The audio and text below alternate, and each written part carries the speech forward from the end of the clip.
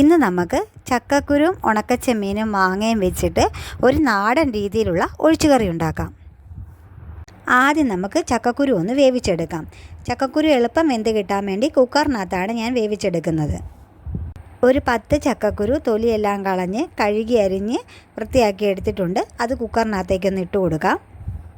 അതിനകത്തേക്ക് ഒരു 6 പച്ചമുളക് നെടുകെ പൊളന്നതും 1/4 ടീസ്പൂൺ മഞ്ഞൾപ്പൊടിയും ആവശ്യത്തിന് ഉപ്പും വെള്ളവും ചേർത്ത് കുക്കർ അടച്ച് വെച്ച് ഒന്ന് വേവിച്ചെടുക്കാം.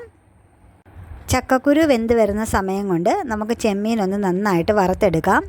10 ചക്കക്കുരു ഉള്ള കാരണം ഞാൻ കുറച്ച് ചെമ്മീനേ എടുത്തിട്ടുള്ളൂ. ചെമ്മീനെല്ലാം നന്നായിട്ട് പാകത്തിന് മൂത്ത് വന്നിട്ടുണ്ട്. ഇനി നമുക്ക് ഫ്ലെയിം ഓഫ് ചെയ്യാം. എന്നിട്ട് ഇതിൻ്റെ വാലും തലയെല്ലാം കളഞ്ഞ് കഴുകി നല്ല വൃത്തിയാക്കി എടുക്കാം. ചക്കക്കുരു നന്നായിട്ട് വെന്തിരിപ്പുണ്ടായിരുന്നു. ഇതിന് നമുക്ക് ഒരു മൺചട്ടിക്കകത്തേക്ക് മാറ്റി കൊടുക്കാം. അതിൻ്റെ അകത്തേക്ക് കഴുകി വൃത്തിയാക്കി വെച്ചിരിക്കുന്ന ചെമ്മീൻ ഇട്ട് കൊടുക്കാം. അതിൻ്റെ കൂട്ടത്തിൽ പുളിക്ക് ആവശ്യമായ മാങ്ങയും കൂടി ഇട്ട് കൊടുക്കാം. ഒരു മീഡിയം സൈസിലെ മാങ്ങ ചെറിയ കഷ്ണങ്ങളായി അരിഞ്ഞതാണ് ഞാൻ ഈ ചേർത്ത് കൊടുക്കുന്നത്. മാങ്ങയും ചെമ്മീനും എല്ലാം ഒന്ന് വെന്ത് വരാൻ വേണ്ടി അടച്ചു വെച്ച് നന്നായിട്ടൊന്ന് വേവിച്ചെടുക്കാം. ഇത് വെന്ത് വരുന്ന സമയം കൊണ്ട് നമുക്ക് ഒരു അരപ്പ് തയ്യാറാക്കിയെടുക്കാം.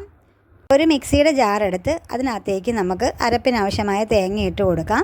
അതിനകത്തേക്ക് ഒരു 3 അല്ലി വെളുത്തുള്ളിയും ഒരു 5 ചെറിയ ഉള്ളിയും 1/4 ടീസ്പൂൺ മഞ്ഞൾപ്പൊടിയും ആവശ്യത്തിന് വെള്ളവും ചേർത്ത് ഒന്ന് നന്നായിട്ട് അരച്ചെടുക്കാം. ഇപ്പോൾ ചെമ്മീനും മാങ്ങയെല്ലാം നന്നായിട്ട് വെന്ത് വന്നിട്ടുണ്ട്. ഇതിനകത്തേക്ക് നമുക്ക് അരപ്പ് ചേർത്ത് കൊടുക്കാം. ആവശ്യത്തിനുള്ള വെള്ളവും കൂടി ഒഴിച്ചു കൊടുക്കാം. എന്നിട്ട് ചെറുതായിട്ടൊന്ന് തിളച്ച് വരട്ടെ. ഇതിനകത്തേക്ക് ഒരല്പം ചെമ്മീൻ എടുത്ത് ഞാനൊന്ന് പൊടിച്ച് വെച്ചിട്ടുണ്ടായിരുന്ന ഒരു ഫ്ലേവറിന് അതും കൂടി ഒന്ന് ചേർത്ത് കൊടുക്കാം.